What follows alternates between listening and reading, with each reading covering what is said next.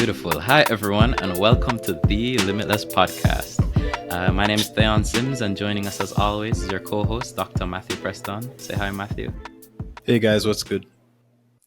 And joining us today, as you guys can see, very special guest, financial journalist, educator, and entrepreneur, also been dubbed Finance Queen by the masses, right? The Kalilah Reynolds. Hey, Thank you thank so you much for for having joining me. us. Thank you. Thank Finally. Yeah, I mean, better late than never. Mm. Yeah, yep. Kalilah actually I saw Kalilah in Krispy Kreme once. I think this was sometime last year, and yeah, I just walked in and I was just like, Kalilah, big fan. Um, there's a lot of background stuff that you don't even know about. There was a time, I think in 2019, I think that's when I first met you in person. You came to UE because I won Mm. on your show. I think I commented mail pack was $1 in one of your giveaways and I so know on. the name sound familiar. I'm like, where do I know his name from? Theon Sims. So Yes, that's and where it was you had from. your baby bump and so on. Great times, great times.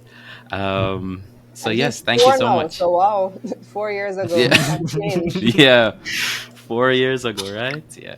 So thank you for coming on. Thank you for Of coming on. course.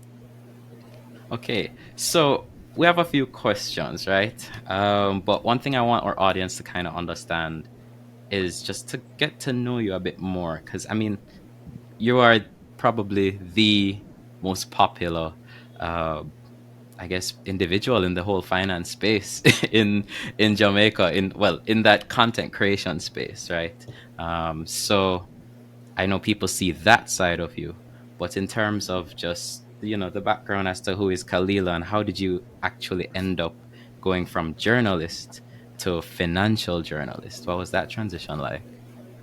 It was thrust upon me. I didn't really ask for it. I always give the comparison, that line from Malcolm X, that famous line, I didn't land on Plymouth Rock. Plymouth Rock landed on me. So Me. it's something like that. I didn't land on financial journalism. Financial journalism landed on me. I just always Okay. like numbers. And I like the Okay. stories that numbers tell. And I also like being a journalist. So I grew up in a household with the trade unionists. My dad was president of the Public Service Union in Belize. Mom has been a long time trade unionist with the Teachers Union in Belize as well. And so I grew up with a keen consciousness of social issues. And I also like to write. And so the natural combination of those two interests was journalism. Why not write about Ah, social issues and what's going on? And so that's how I, decided to pursue journalism. But along that journey, I started realizing that I enjoyed doing the stories on the economy. I enjoyed doing the stories on the budget. I just enjoyed telling stories about what was happening with inflation, cost of living, what's happening with companies, what our business is doing. And so yeah. naturally those stories ended up being thrust upon my table because nobody else wanted to do them because they typically involve a lot of numbers. And Yeah. many journalists, I don't know if you know this, many people who go into journalism do it because they hate math and they love English. so, Oh, so really? nobody in Oh, the well, I newsroom, could see that. nobody in the newsroom ever wanted to do these stories that involve a lot of numbers except me. And so I started just getting assigned all of them or just volunteering to do them. And eventually that led to me becoming known for that type of story, which led to a promotion at NNN as the business and finance editor. Oh, wow. Okay, well, you're very right with that in terms of, I know there's two separate sides of the brain. Like there's one side of the brain which is math dominant and one side which is English dominant and so on. So or creative, more geared towards the creative aspect. So it's interesting to see how your path has just intersected with both. But yeah, Preston, before you dropped off, Khalila was just talking about how she got into journalism, financial journalism. It sounds like she got the what left in terms of just the Mm, type of content that she had to go into. Because as she said, it's a lot of numbers. It is Not heavy on the even the what research. left. I wouldn't call it the what left. Although it's the stories that nobody else wanted to do. Hmm. I genuinely was interested. And so I found that those types of stories didn't get reported well True. because people in the newsroom have no idea about the economy and about numbers. And Yeah. first of all, they hate the numbers, they hate math, so there's no interest in learning about it. And because there's no interest in learning about it, you find that these stories tend to be just regurgitated. Whatever the press release says, they just copy and paste, and that's the news. And there's no attempt to like try to explain to the public what are the implications of these changes. And that's where Yeah. I, kind of crafted my niche, because I wanted to know more and I wanted to Hmm. explain things in simple language. And that's how I earned a reputation in the industry, because nobody You else know, was doing that. And Yeah, you saw very that few gap. people are still doing it. true. Very few people are still. It brings me back to the days when I was growing up, and I used to watch Omar Davis, I believe, on the Hmm. news, and all he would do is just read the numbers and which stocks went up, which stocks went down, and that. And I didn't really understand any of it. And so I guess that's probably also why I went straight into medicine, because business looked so complex. It was a bunch of numbers. Every time I heard it on the business, like no one would break down anything for me. So I was just like, not Yeah, interested because that was the part it's not relevant. when business news come on. That's when news done. That's when you change the Yeah, channel, basically. exactly. If you like That's sports, accurate. maybe you'll Yep. come back for sports. But Maybe you'll come back for Yeah. sports. Maybe weather. Yeah, but you're I, right. I You're right. wanted to change that, and I find that I have been able to change that to quite an extent, because people are now tuned in and listening to business news, and it's Yeah. interesting, and they're starting to see the relevance, and they're like, "Oh, that's what's really happening. This is interesting." I mean, trust business news, business stories are some of the most interesting stories. They I can agree. easily Oh, compete with, Yeah, I the think. sports and the crime in terms of drama. There's yeah. In terms always of something drama. going Especially on over in like the last business. year. Especially over like There's the some last year. backstabbing going Crazy. on. Somebody want to take over Mm-hmm. somebody else's company. Yeah. You look at OpenAI. They tried to kick out Sam Altman, who was the founder and Yeah, the CEO, and directors. then they had to bring him back Mm-hmm. 2 days later because somebody else wanted to take over the company. Then you had Sam Bankman-Fried with the crypto thing, With the registered crypto. in the Yes. Bahamas. They're having all these Yeah. parties. Even here in Jamaica, we see what's happened with NCB. We see what's happened with iCreate. There's all Mm-hmm. sandals right now. There's always something interesting happening in the business world. But the way that the stories Yeah. are presented is just so boring that people don't really understand that it's really an intriguing sector. It really is. It wa- Yeah. it definitely is. One of the things I saw you also got dragged into was that iCreate thing where Tyrone made a comment about being an investor in your business. So I mean, us at work, we also because we all follow you. We love your content. Everybody watches your content, and we were just like, why would Tyrone say this? Because obviously you have to make a statement. I mean, I'm pretty sure a lot of people must have been texting you or being like, Kalilah, is this true or so on. So I don't know what it was like on your side, but if it was my company, I understand the need to defend my company. So I Yeah, understand that. Yeah. yeah, I appreciate that understanding. I'm not going to say anything more about it because I feel like I said all that I had to say in that video. Left it all in But that Yeah. video. yeah, Yeah. that was that. Yeah. But one of the things I think I also love about your content, though, is just how easy, as you said, how you break it down, how easy it feels to listen, understand what you're saying, right? It benefits a ton of Jamaicans. Just the way you break down like all the complex financial terms into just like very simple blocks. What's your creative process like? Uh, so I'll tell you some of my creative influences. Definitely pop culture, Okay. because I love pop culture. It's fun. I like to see what's trending. But Mm-hmm. recently, it occurred to me that I've been heavily influenced by Wendy Williams, because I used to love Oh watching wow. the Wendy Williams show. And there's a way that she would present her stories. So she would come up close to the camera and she would like whisper into the camera and tell you something, and it feels like you're so connected with whatever story she's telling you. And I Mm-hmm. realize that I have adopted some of her techniques in my storytelling. So I'll be like, well, guess what happened at so and so company, and then this and that and that and that. You're bringing in the viewer and the listener really close into the Yes. phone, and you get close like this and you start whispering and you're dropping your voice. It's like something intimate between me and you. So that goes into it, into the presentation style, because like I said, business news has always been so buttoned up and so laced up, and I didn't want it to be that. I want it to be conversational. In terms of the Mm-hmm. process now, we have a production team, so like 7 of us, right now, and it's a week-long process. So we have our production meetings on a Thursday, and Yeah. everybody is expected to contribute to the idea pool. So everybody's expected to come with at least 3 ideas for stories. So during the week, we just watch trending, watch the news, read the news, see what stories need reporting on. Wherever the sources come from, go on GSC website, what company is reporting annual reports, what has just been published. And then on Thursday, we go through the whole list of them and we pick what our content is going to be for the next week. And then on Friday and through the weekend, we start working on those scripts. On Monday, content date, we're recording this on a Monday. We Yeah. record our videos for the following week. So that's why I'm all done up, because I just finished recording our content for this coming week.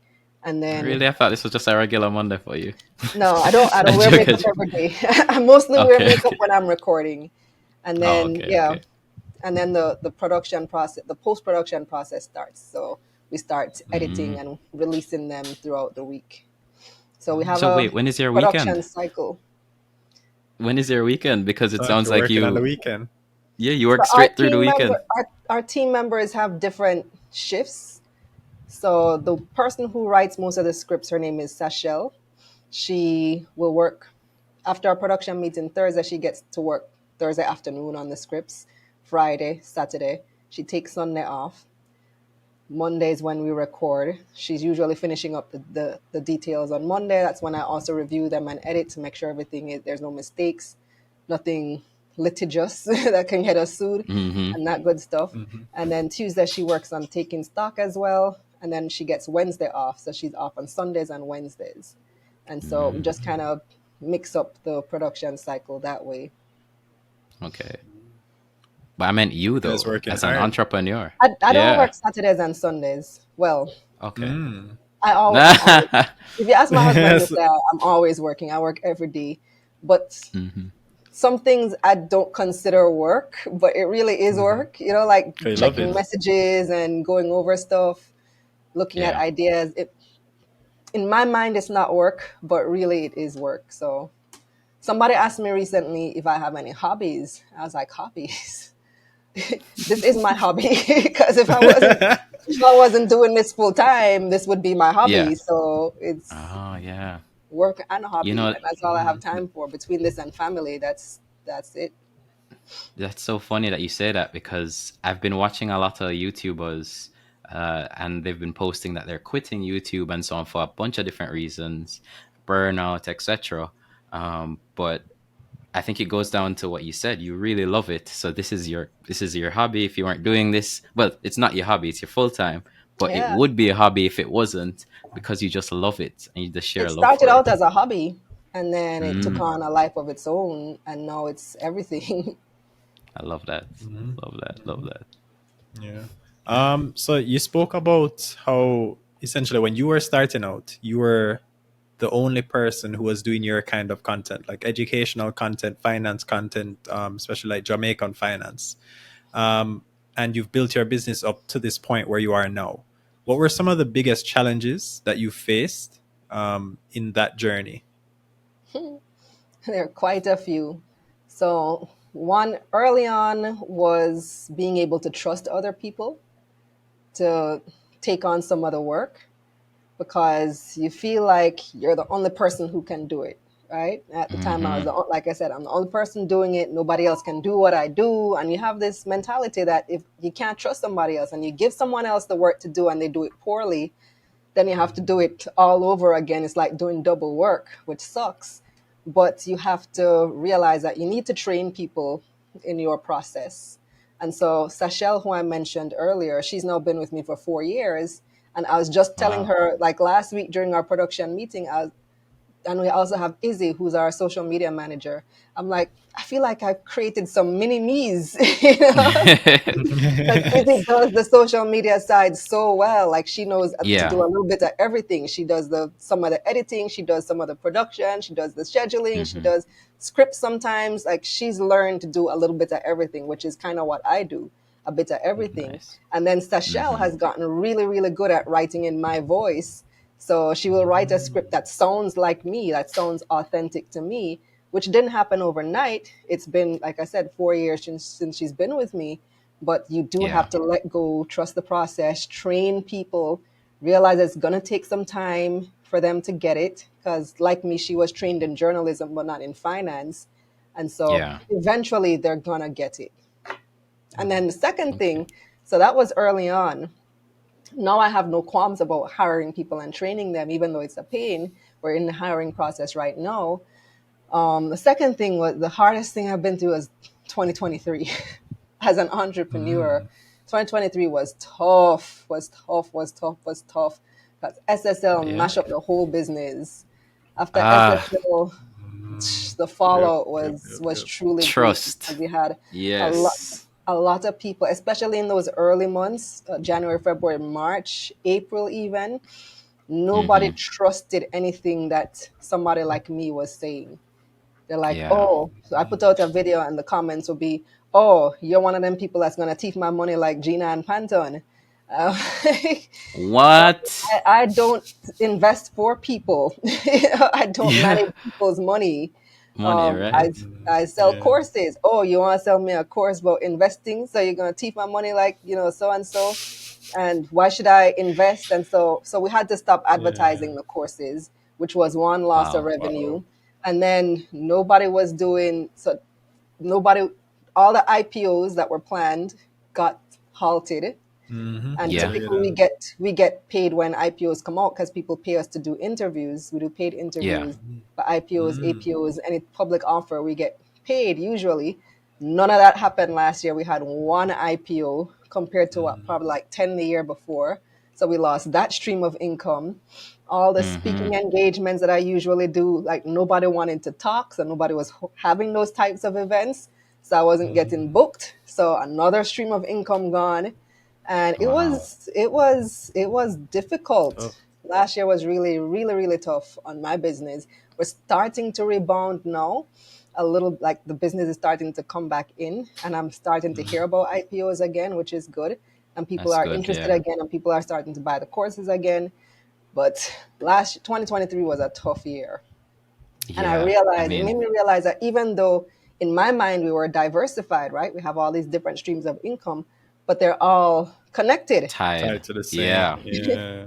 So I probably need They're all tied to another the stream of market. income that's completely different from all of this. Because even the stock market was down. So if I say, okay, I'm going to depend on my stock portfolio, well, that was way down too. So, Yeah.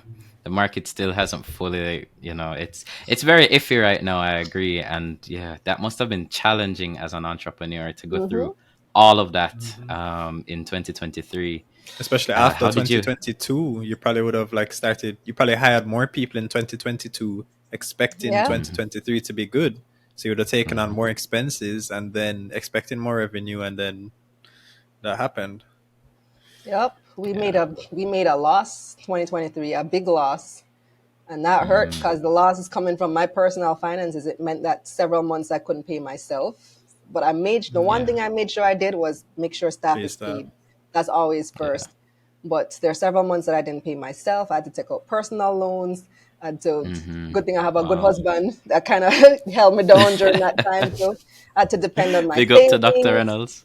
Yeah, so I had personal savings, ran through that, take out personal loan, max out credit cards, and we're just now starting to move towards recovery. But it's gonna take a while. It's gonna take like probably a good 2 years to rebound from the loss we made last year because it was a big loss. Yeah. We lost like $10 million last year. Yeah. Wow.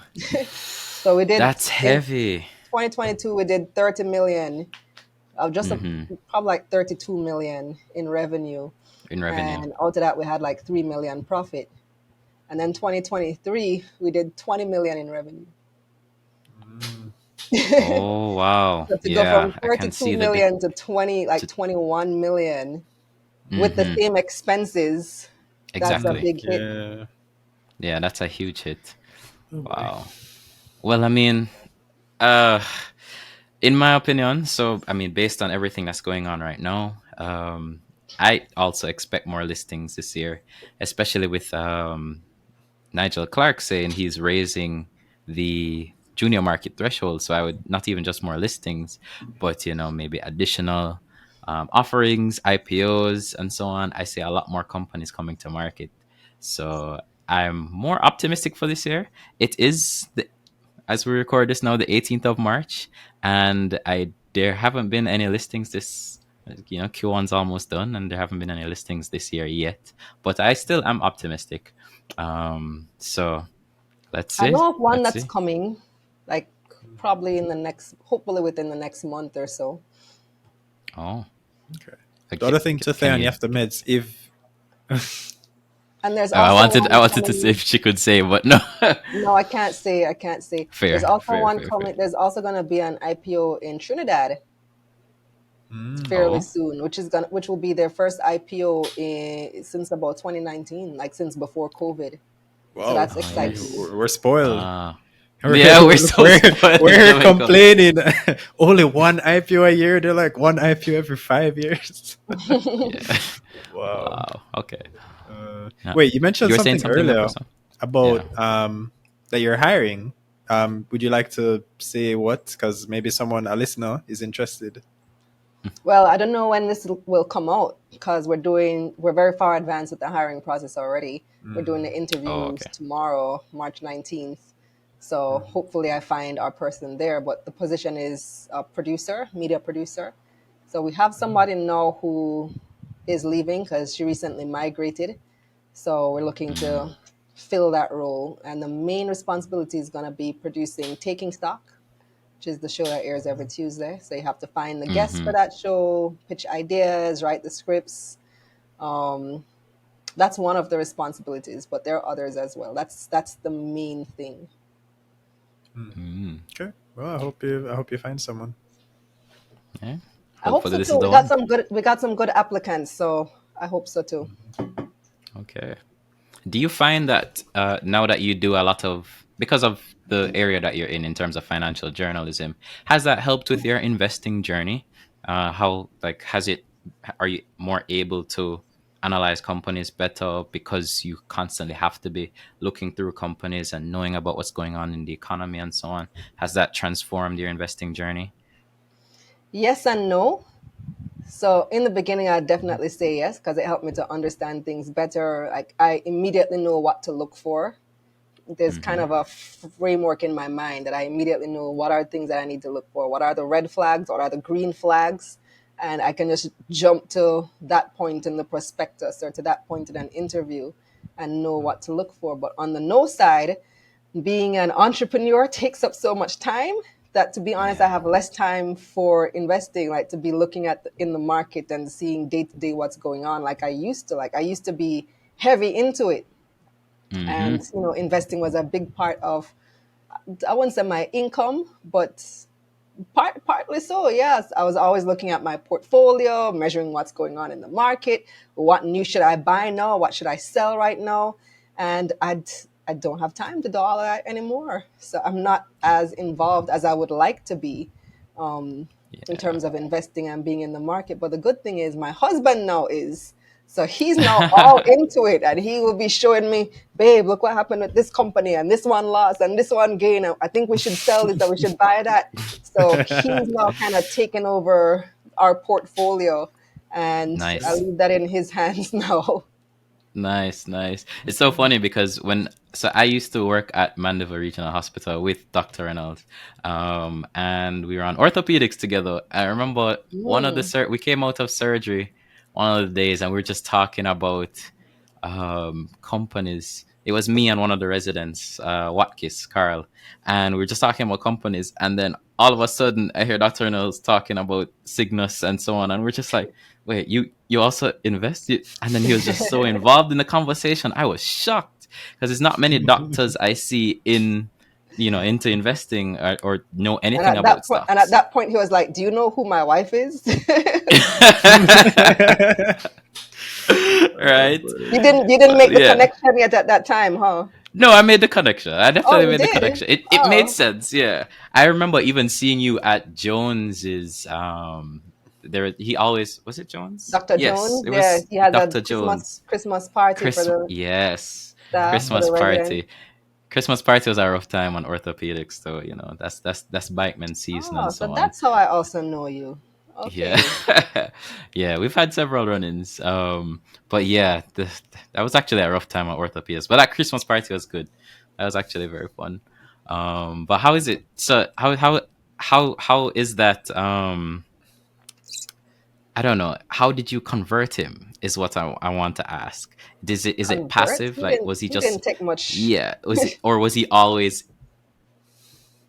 No, to You be saying it honest, didn't it didn't take much we kind of started the journey together. So I started Mm. in finance journalism, and he's my best friend. So I come home and I talk to him about everything, and we always talk about what happens at Oh. work. So I Mm-hmm. will tell him, what I'm working on, and then he tells me about ortho stuff all the time. Like I had to kind of train him to stop showing me stuff though, Yeah. because Oh boy. Yeah. I because mean, it's kind of cool, but I he understand. would come home and he'd be like, "Babe, look what I did," and then he'll show me like somebody's Let's break. insides that blood and bone. Like I don't want to see that. Like, describe it to me, but don't show it to me. Yeah. Oh boy.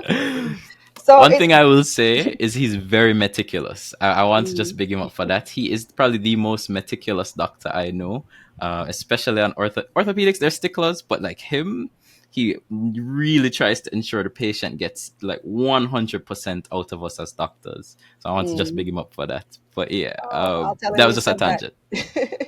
Bless, bless. Yeah, no, but the point was that we always talk about, our day. So we make Mm-hmm. it a habit to say, "How was your day?" And he will tell Mhm. me how his day was with, everything on staff and issues with the nurses and issues with the residents and this Yes. new one who just started and they're not getting it. And I will listen about him talk about hip replacements. Yeah.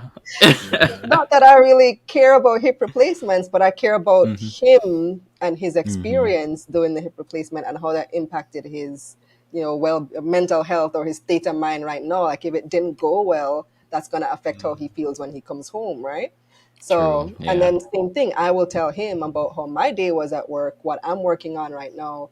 And Mhm. so kind of just got into it that way. So when I started doing finance journalism, and we started sharing the stories, we both kind of came on this journey together. So we both decided that we were going to start investing. This was around late 2018 when we decided, okay, I've been reporting on all this stuff. I'm seeing where Jamaica has a Mm-hmm. number one performing stock exchange in the world, yet we are here not investing. And at the time, we had been married 3 years. We got married 2015, and we had money that we got from our wedding because we had asked for cash instead of presents because we got married in Belize and we couldn't physically bring Brilliant. back a bunch of presents. So we Mm-hmm. had like a nice little nest egg that family and friends had given to us at our wedding that's just sitting there in a savings account doing nothing. And so Mhm. we decided, okay, we're going to start investing. What should we Mm-hmm. invest in? Wisynco IPO was coming up at the time, December 2018. And we said we were going to do it, but then we kind of dragged our feet and we never opened the investment account and we Oh. never did it. And then I don't remember what the price was, but I remember that within a couple weeks, like the price had gone up like 15-20% in a few weeks. And we're like, man, we missed it. How could we Mm-hmm. let this miss us? And so we said, okay, next Next one. IPO come up, the next one. Nah, miss we. And the Mm-hmm. next one was Stanley Motta, which was like in March 2019. And I had Mhm. no idea what Stanley Motta was. I didn't even read the prospectus. I just said, IPO, must win. Let's invest in this IPO. And it was such a Let me. flop. It's Stanley Motta Uh-oh. never, Oh it didn't boy. lose, but it didn't gain. It just stayed at like Oh. 541 for like Okay. At least it ever, didn't. like two, three I love years. how you know the price. Oh yeah, just Yeah, immediately. I think it was 541. And we Mm-hmm. were so disappointed. And that was the point when I said, okay, I need to learn more about this stuff. Like I need to figure out what makes the stock market move. What are the things Mm-hmm. that you should look for in a prospectus? I need to actually start reading the prospectus rather than just going in on a hype, on like an IPO Mhm. hype. And that's Yeah. how I kind of started, learning about investing. And my nature is when I learn, I teach. 'Cause as a journalist, as you learn stuff, you share it, right? And so I Yeah. started learning and I started sharing on social media. And that's how the brand basically started. So he and I started on the Nice. journey together. It was never an issue of I had to convert him um, Mm-hmm. to it. We're both into it. And now I almost want to say he's more into it than I am because he's in it day to day, like looking at the stocks and telling Wow, I me love what we that. should buy or sell. As a matter of fact, we started out with a joint account. He now went ahead and opened his own because he said I moved too slow. Because we used to have Probably to doing more risky agree. plays. We used to Yeah. have to agree on like what we would do, what we would buy, what we would Mm-hmm. sell. Uh-huh. And he wanted to do some stuff on his own, so he now has his own. I have my own one too, Wow. but to be honest, I don't do much with it. It kind of just stays there and Yeah. accumulates over time. But he's like in it day to day. Oh, wow, I love that. I love. I should message him one of these days. Okay. You also spoke about, so you're an entrepreneur, you have your business, and so it's hard for you to invest. But, you also have, three children and so on. So how do you balance all of it? Because I see you, I follow you on YouTube. So I see you posting, you don't miss a week, right? You also posted recently. I saw you guys bought a house together, which I guess Yeah, we'll, yeah, yeah. we should leave the link to that episode in the description. I guess we will.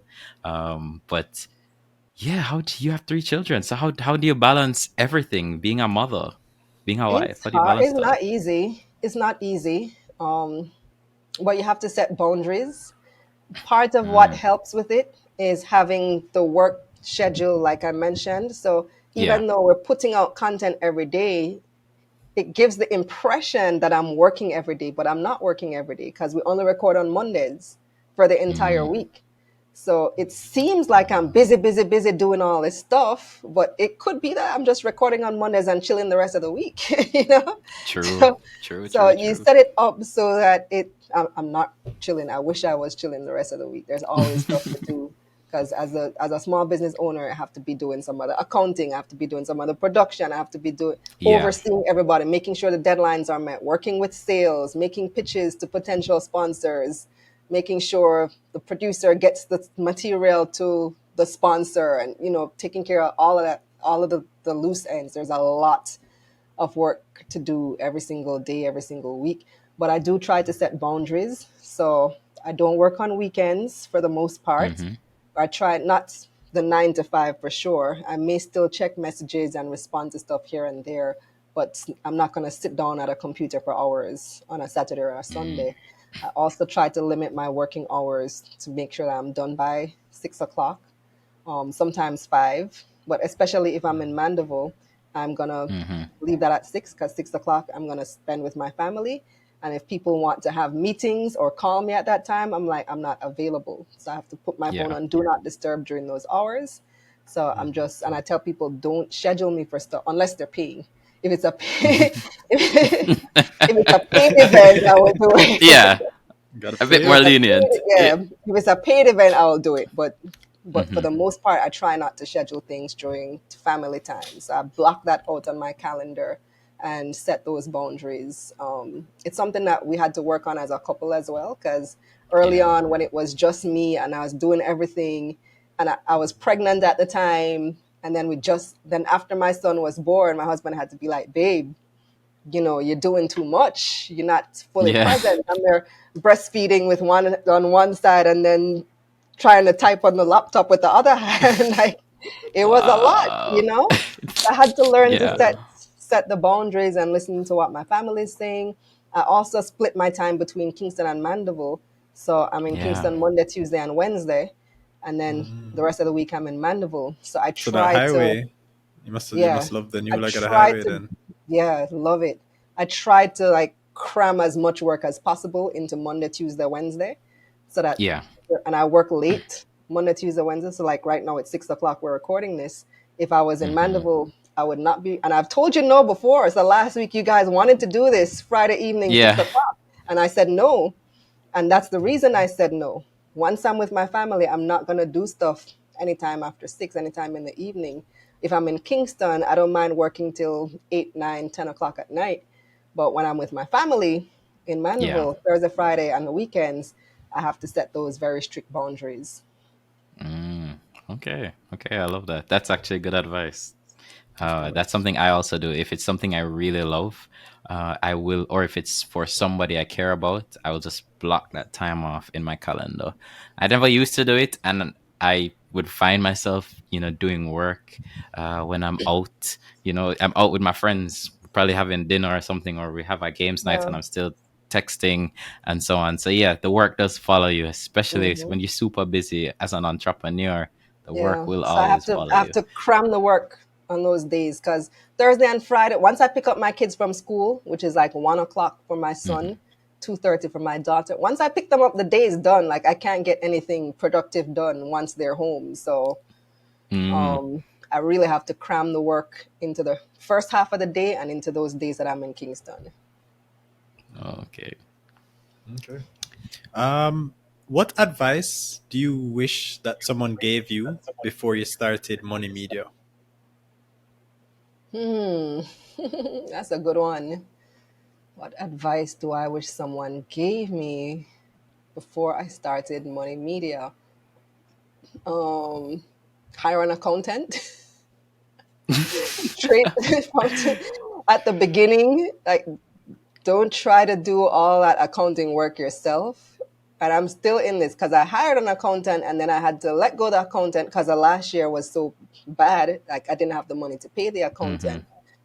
And it's still tough. Like trying to do that yourself is a lot. It's very difficult. Yeah.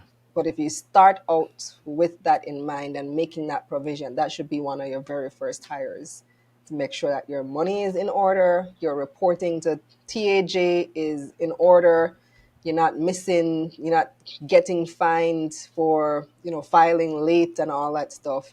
Uh, get your accounts in order very early. Okay. I was saying I noticed that's like a big theme with a lot of content creators, outsourcing your content. Because if you listen, I don't know if you know like Mr. Beast, he's probably I think he's like the most subscribed YouTube channel or something like that.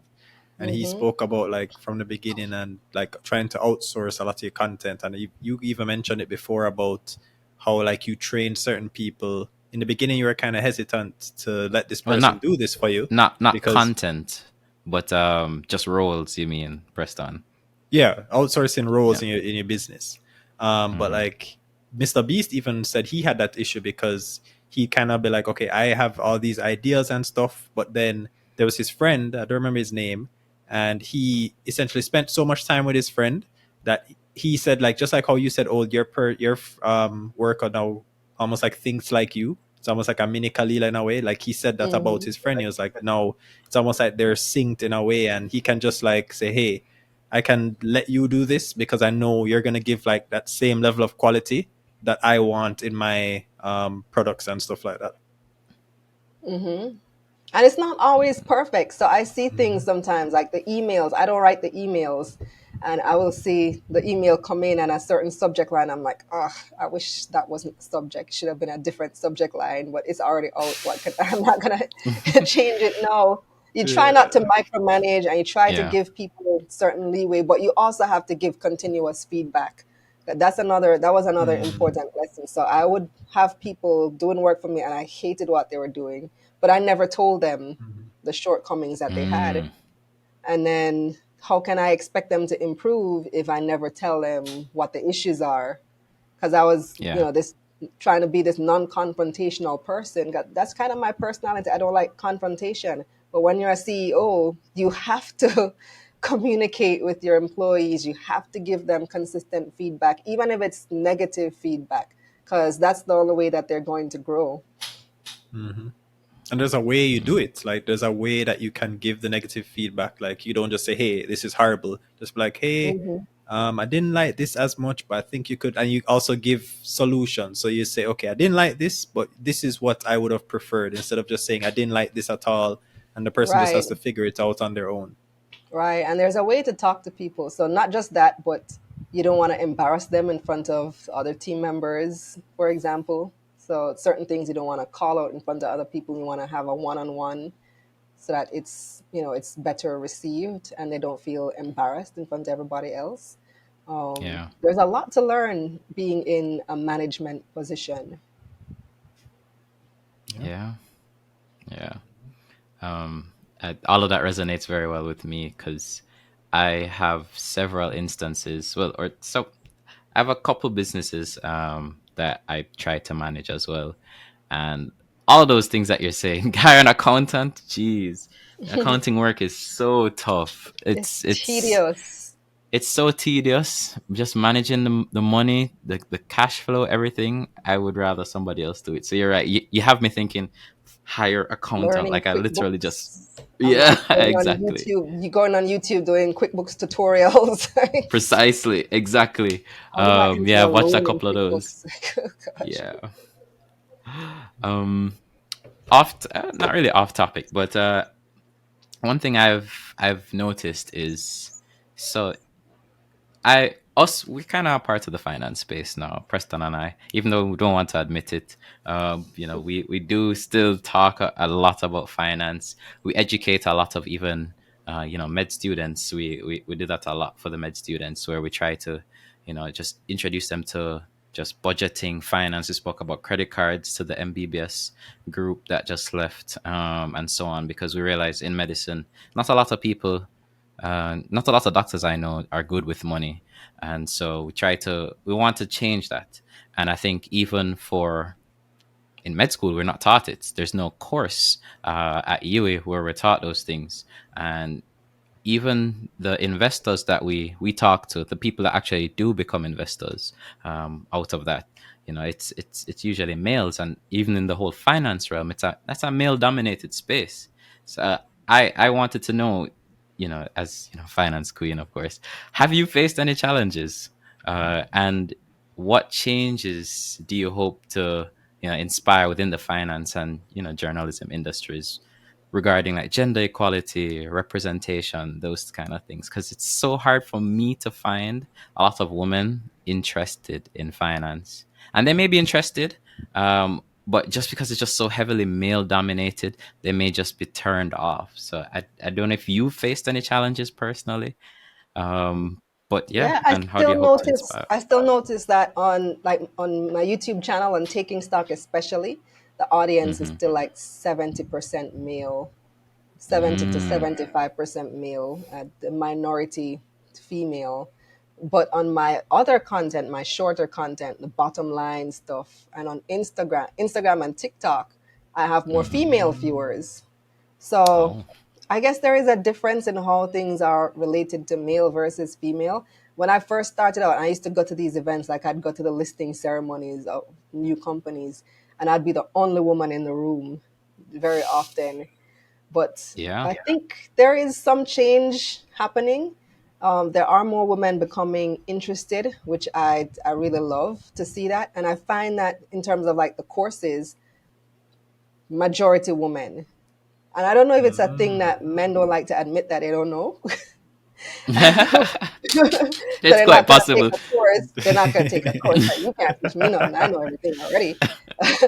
But I find in terms of my courses, it's mostly women who are taking my courses. Mm, So women interesting. are educating Interesting. themselves, trying to learn more, trying to invest and get started. A lot of the inquiries I get are from women. Probably the majority are from women and people who want to know how to get started. What should I do? I get a lot of inquiries about entrepreneurship, starting a business. I've been doing a lot of that type of mentorship in my online community money mission. Mm, So there is a lot of interest. I guess it just depends on the type of thing. So for some reason, like the taking stock and the heavy business show, men are into that. But when you make it, like I guess when I do the Wendy Williams stuff, the Wendy Williams style content for yeah. business news, the women are attracted to that. So it's all Mm. about finding the balance and getting both genders interested. Okay. Okay. I love that. Um, so what advice would you give to young individuals then, like that are just looking to follow in your footsteps? Especially those interested in the intersections of maybe either journalism or finance or even entrepreneurship. What kind of advice would you give to those young individuals? So for all three things, journalism, finance, entrepreneurship, the advice is the same. Just start. Mm, Just start where you are amen. with what you have. Amen. Excuse me. Yes. No problem. Start where you are with what you have. So if you want to start investing, you just need to know that you don't need $100,000. You don't need $1 million to start investing. You can start with whatever you have: $5,000, 4,000, Yeah. even 1,000 at some institutions. Just start. If you want to be a journalist, just start.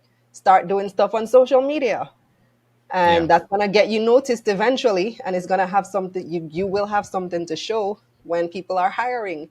So like right now I'm hiring for a role. If I was able to go to somebody's social media and say that they're already doing journalism on their phone, that would be a feather in their cap, because it already proves to me that you can do the work even without having a job per se in traditional media. And the same thing goes for entrepreneurship. Just start. Use the resources Mm, that you have. Nowadays, all you need is a cell phone and an internet connection, and you can true. start doing anything. You can start selling online, you can start creating content, you can do so much with just those two things. Especially in the entrepreneurship category, I've realized that now it's so much more conducive to become an entrepreneur. I think well, I guess in our climate. So I know the DBJ is giving out a lot of grants to entrepreneurs, even some things as rudimentary is the word, as even just ideas. Like there are grants for certain things like that, and so on. And I believe in the budget presentation, I know there were certain things that were for or pro entrepreneurship. I'm learning about things like the special economic zones and so on that try to, all of these things, all these initiatives are trying to boost our economy by also allowing entrepreneurs to flourish. So one of the things I've been learning is just, as you said, you have a phone, just do the research, because a lot of things are out there and just people just don't know the resources. So I'm glad they can either go to you on your channel, or come to the Limitless podcast and Mhm. listen to us and hear us talk about those kind of things. And guys, if you love the content, just smash that like button, right? Comment and subscribe. But yeah, those are the things I try to look out for. Do you, just random question too, do you use any productivity apps or tools to track any of, to keep everything together? That's also something I've been struggling with. So I wanted to know if anybody else uses tools or so on. I tried Asana, but I Okay. felt like I was taking too much time just updating Asana than getting stuff done. It felt like it Okay. was. So that's the only thing I've tried. But I'd use Notes, like my regular Notes app, for ideas. I have like over 1,000 notes in my phone right now. Whenever I get an idea, it goes in Notes. Wow. Um, Okay. and sometimes I can share it on WhatsApp with the team if I have an idea. Google Okay. Drive is the main thing that we use for, is like the hub for everything. We have our folders, our subfolders. Everybody knows where to Mm-hmm. find stuff, and we just use WhatsApp for communication. I've heard that Slack is good, but I've been reluctant to try another productivity app after the experience with Asana.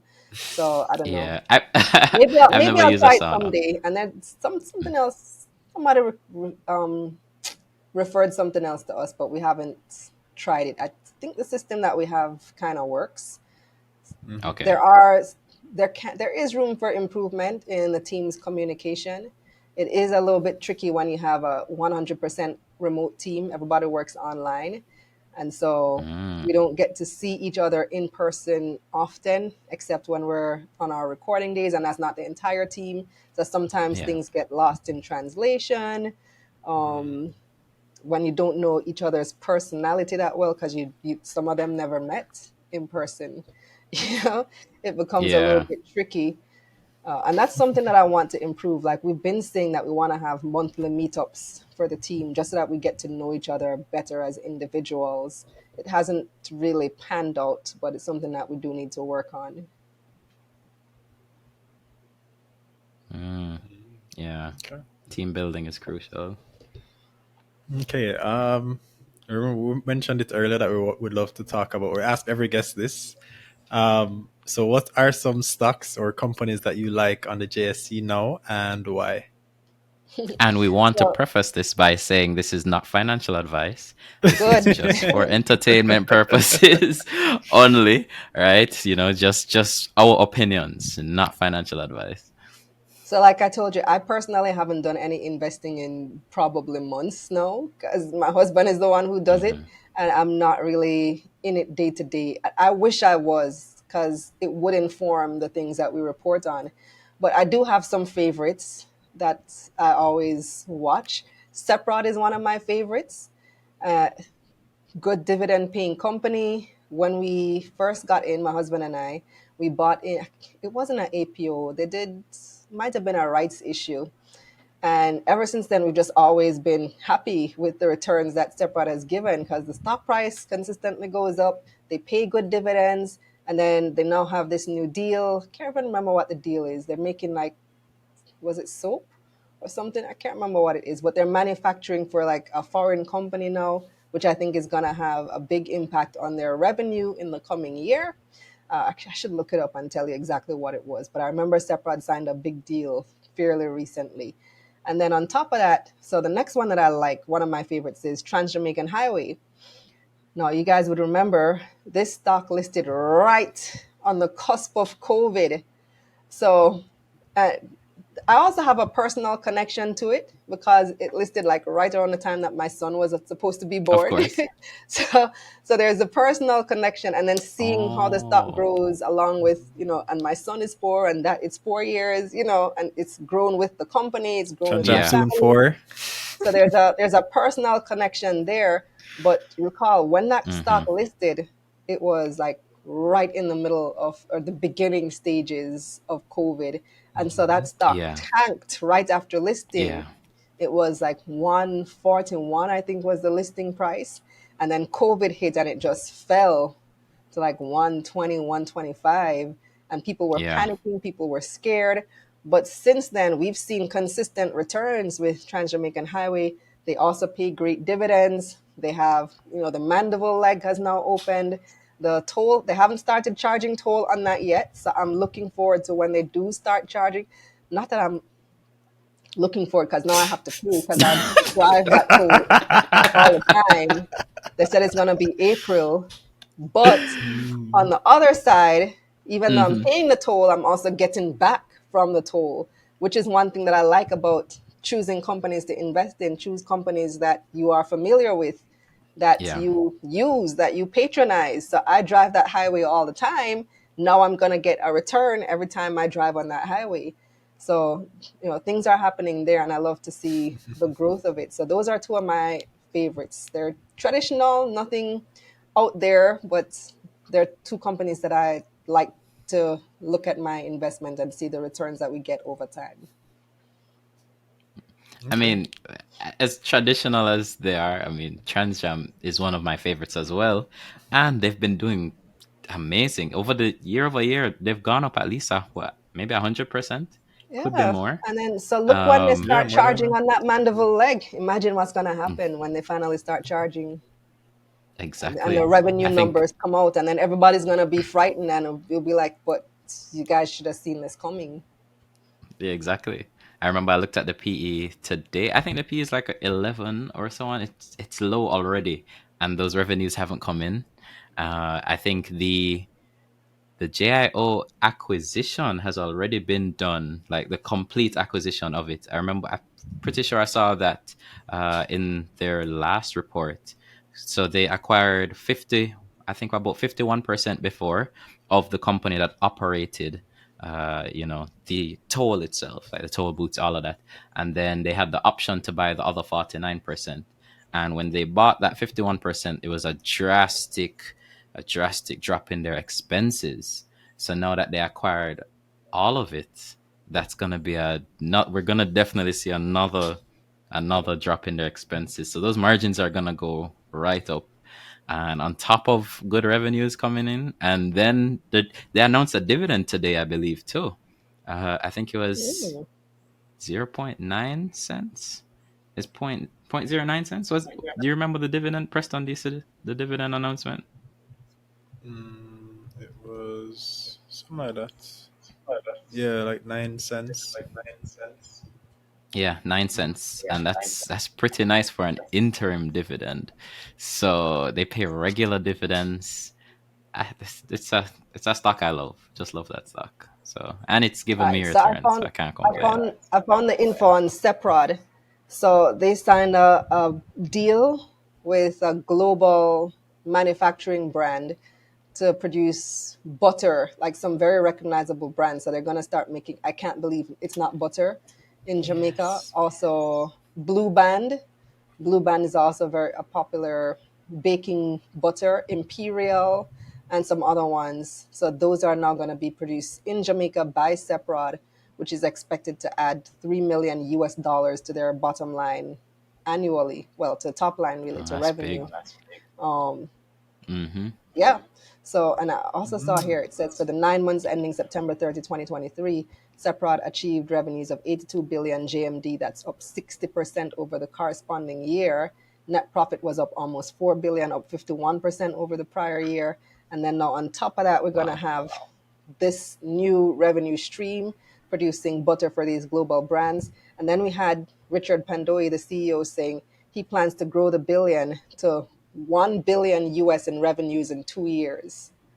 So Mm. he's going Aggressive. for unicorn status within two Yeah, years. Yeah. So all of these contribute to my saying Seprat is one of my favorite companies. Traditionally has done well. They also have aggressive growth plans, and that's for me one to watch. definitely, Definitely. You know where definitely. she was reading from a while ago? I just found it. KalilahReynolds.com. Word for word, it was Love like, that. wait. Yeah, it's actually in my I Google love it. Drive, but it's also on the website. You're right. That's the script for Oh, the video that we did. Okay, we'll definitely leave the link in the description.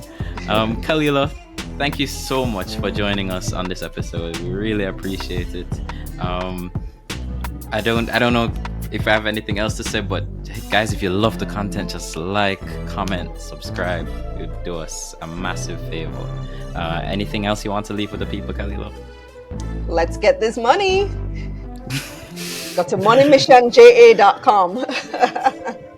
Love that. All right, Limitless. Oh,